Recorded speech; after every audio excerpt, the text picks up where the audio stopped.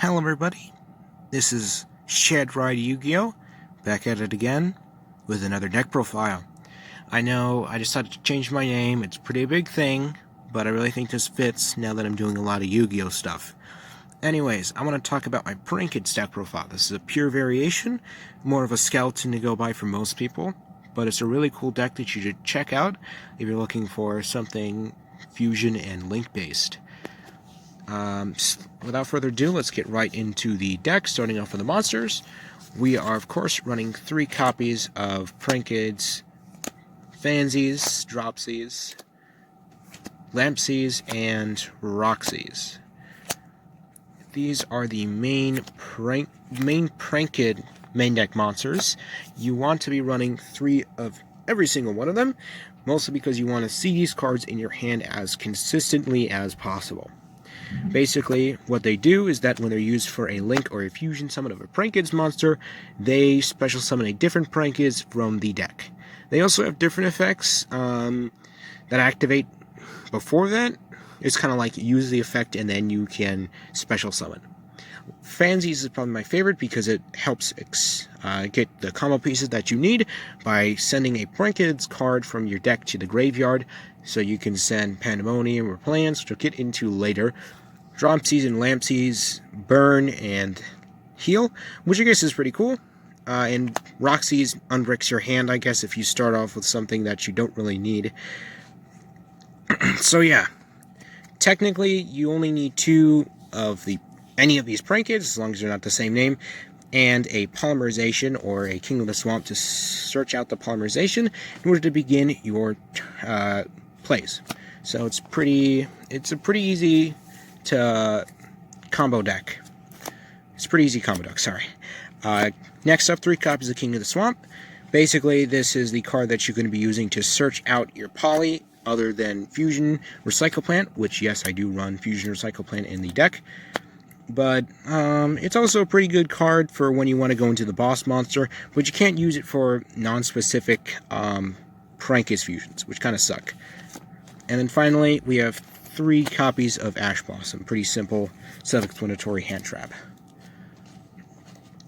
Moving on to the spells, we have 3 copies of Prankeds Place, and of course the 4th copy in form of Terraforming. Basically, you want to see this card in your hand if you do not start off with the Prankeds that you need for the place.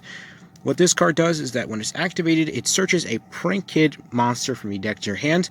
It also has attack and attack manipulation whenever you fusion or link summon a Prankeds monster. If you fusion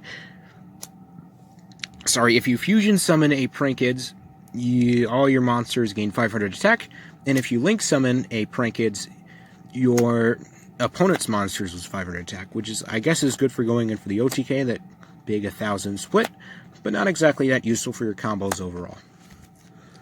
And then the other field spell that we're running that you can possibly search out is Fusion Recycle Plant. Once you start getting your plays down, you don't really need Prankeds Place that much, but it's always good to have a secondary field spell to go to in this deck. It's just an easy way to search out more polys in case you run out, and just recur all of the cards that you're fusing with, because you have a lot of cards that you're fusing and you want to get those back.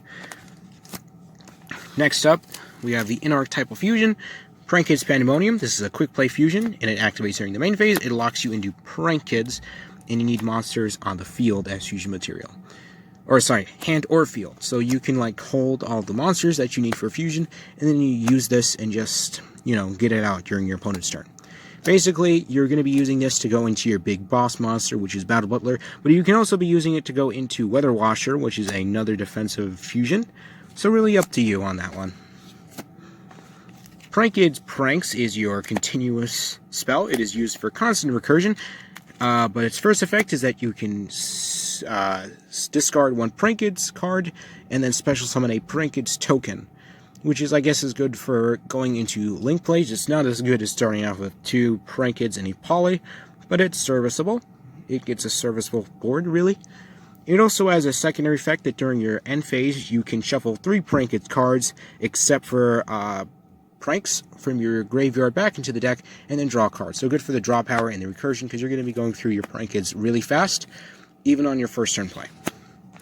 Next up, we have 3 copies of Polly. This is your butter, and your prank kids are the bread. I guess that's a good analogy. Basically, what this card does, well, of course you know what it does. Just use it. Next up, we have 1 for 1. The 1 for 1 target is your prank kids fansies. It's just an easy way to get out an easy link monster, or if you don't have enough monsters for fusion, you just use it for that. Next up, we have 2 copies of Twin Twisters in order to blow away your opponent's back row. And then for the final card, my guilty pleasure, Shared Ride. And in case you don't know what this card does, it's basically when it's activated for the rest of the turn, each time your opponent adds a card to their hand, either by graveyard or deck, you draw a card.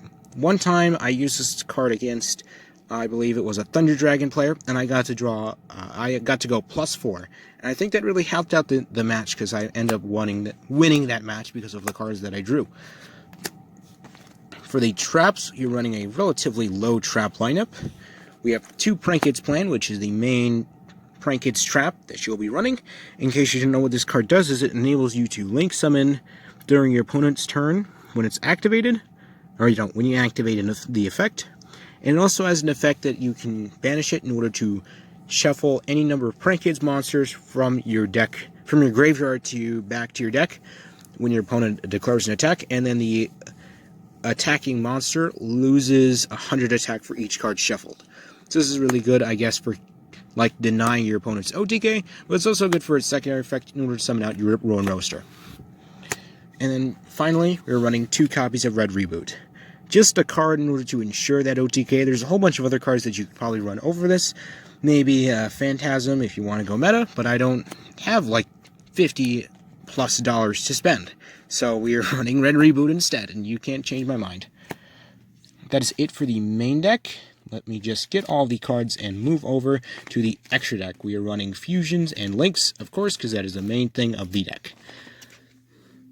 For Fusions, we are running 2 copies of Prank Kids Rocket Ride. This is your main play extender fusion monster. It requires 2 Prank Kids, and you contribute it during your turn in order to special summon 2 Prank Kids with different names from your graveyard that are non-fusion, and then they can't attack this turn, but you'll most likely be using them to go into a link summon, or just setting up a board for Pandemonium or Plan.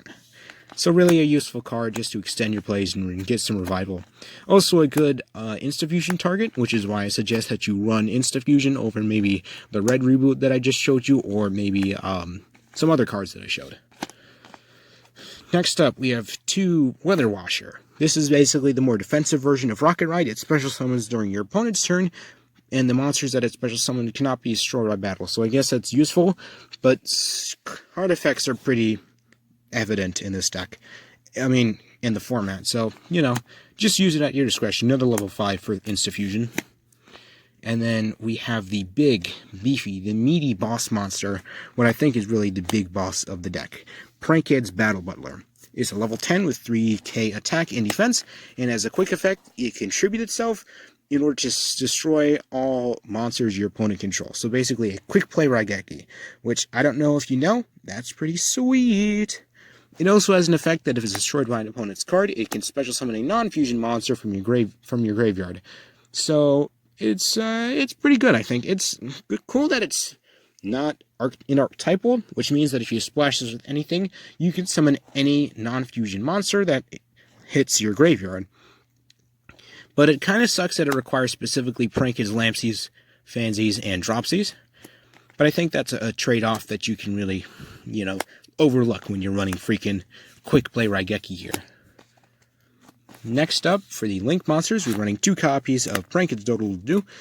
Most people think that you should run 3, but 2 is all that you really need, because you're going to be recurring constantly, and you'll most likely get the one that you use back into your extra deck.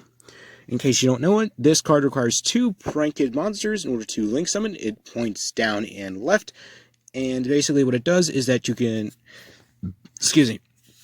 when it's link summoned, you get to add a Prank Kid spell or trap card from your deck to your hand, and you contribute it to add 2 Prank Kids cards from your graveyard back to your hand with different names, as long as they're not links.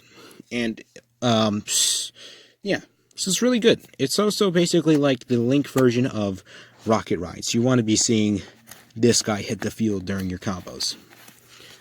Next up, Bow Wow Bark, which is kind of the defensive version, once again, of Doodle Doodle Doo. It has a weird effect that it can make a Prank Kids monster it points to gain 1,000 attack, which I guess is good for when you have Battle Butler on the field, when it's pointing it to it, in order to make it a 4K. But, you know, its secondary effect is that during your opponent's turn, you contribute this card in order to add 2 non-linked Prank Kids cards from your graveyard back to your hand, and then all Prank Kids that you control cannot be destroyed by card effects this turn. Which I guess is cool when you have a big body, but really, you're going to be using him for his 1,000 attack, I guess, in case you're running a pure variant, which, by the way, I am. And then the final Prank Kids monster is Prank Kids Ripborn Roaster. He requires 2 or more Prank Kids monsters, meaning that he requires 4 normals or 1 Link 2 and then 2 other Prank Kids. And basically, when he's Link summoned, he requires to be Link summoned, and then as a quick effect, he can contribute himself to Heavy Storm Dust of your opponent's board, which is pretty cool. It also has an effect that if it's sent to the graveyard by an opponent's card, you use to target 1 non-link card in your graveyard and add it to your hand. So, I think that's a pretty cool effect. I personally like Battle Butler better, but you run it at your discretion. I'm just going to run it at 1. And then the final cards, we have the Nightmare package of Phoenix and Cerberus, just for the back row or any monsters that I can't remove with my Prank Kids.